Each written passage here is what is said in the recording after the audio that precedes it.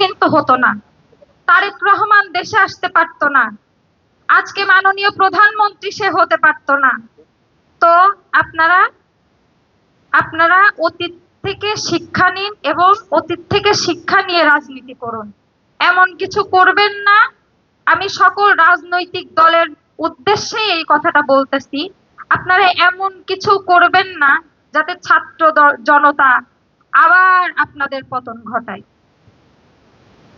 সর্বোপরি সর্বশেষে আমি একটাই কথা বলবো, আপনারা এই জুলাই সনদ নিয়ে গড়িমসি না করে জুলাই সনদটা যত দ্রুত সম্ভব বাস্তবায়ন করুন।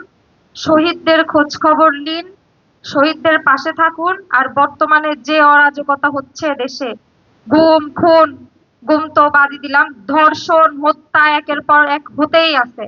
তো এইগুলোর আপনারা সুষ্ঠু একটা বিচার করুন যাতে বাংলাদেশ স্থিতিশীল থাকে। না হলে এইগুলোর থেকে ওই আওয়ামী লীগ আবার সুযোগ সুযোগ নিবে। তো আমরা যাতে এই সুযোগটা আর আওয়ামী লীগকে না দেই, এই বলে আমি আমার বক্তব্য শেষ করছি।